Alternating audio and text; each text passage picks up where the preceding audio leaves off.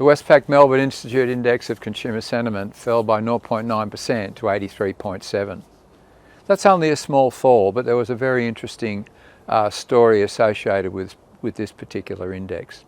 Now bear in mind we have a survey of 1,200 over 4 days. In the first day, 476 people were surveyed, and for the last 3 days the balance was surveyed. The Reserve Bank announcement that they raised interest rates by 25 basis points rather than the expected 50 happened on the second day. So we can look at the survey results for the first day and compare that with the survey results for the last 3 days. And the difference is extraordinary. So confidence on the first day was around 77, whereas after the index, after the Reserve Bank had surprised positively and had not raised rates by as much as the market and the media were expecting, confidence jumped to 88. So what it's telling us is that whereas in the past it's been all about inflation that's been driving confidence, now it is very much interest rates. So it appears that consumers who had accepted the first 4 50 basis point hikes were really starting to be weighed under by the prospect of another 50 basis points. I think going forward the Reserve Bank will continue to raise rates, but we're expecting the movements to be in 25 basis point sequences.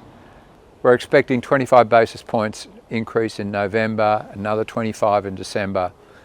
They'll have a break in January because there's no meeting then, 25 in February, 25 in March, for a peak of 3.6%, which is actually higher than the market is currently expecting.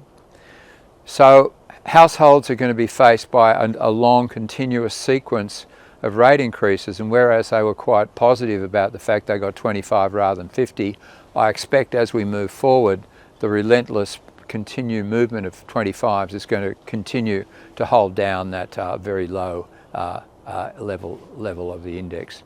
54% of respondents still expect rates to go up by more than 1%. So in a way they're still expecting this, but when they actually see this sequence of rate increases, it's going to weigh on confidence. One of the other important factors of parts of the survey is the outlook for the labour market.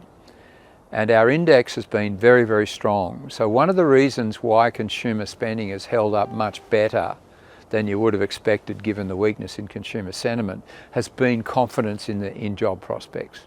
Now that index, which last month was near one of its record high levels of confidence, actually fell by 11.7%. That's quite a big fall, but I don't think it's necessarily indicative that we're moving into a period of much weaker confidence in the labour market. We need to see a number more sample results before we could form that conclusion. Finally, we get some very deep information about the housing market. So we saw a 6.5% fall in the question, is now a good time to buy a dwelling. It's now down to a level of 75, but it's been moving between 80 and 75 since March.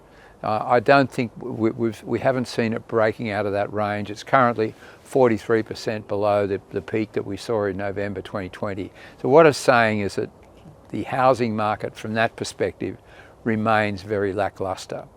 But what we did see was a big change in the outlook for house prices. The overall index for the whole survey fell by 1.5% from 100.5 to 99. But the survey before the RBA decision was very, very bad indeed, down to a level of 85. After the RBA decision, that index jumped by 27%. So what it's saying is that sensitivity around house prices is very much driven by the Reserve Bank's interest rate policy. And as we move forward, we won't be getting that sort of a surprise, I do not think. I don't think they'll be going back to raising rates by 50 basis points again, although we cannot entirely rule it out. But as we move forward, those 25s will continue to weigh upon the market. So that 85 that we saw before the relief rally coming from the Reserve Bank decision is actually lower than the low points we saw in the 17, 18, 19 period when house prices fell for about 18 months. Then they got down to averages of around 89. So it's possible that we'll see even more weakness in this house price expectation survey. But at the moment, the last 3 months, it's remained around about 100.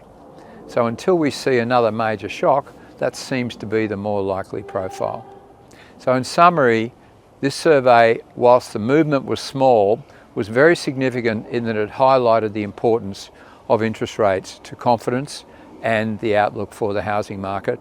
And as we move forward, this ongoing continual rises in interest rates, even though 25 was seen as a bit of a relief in the October survey, as we get more 25, so we'll continue to see consumer sentiment remaining deeply pessimistic. Thank you.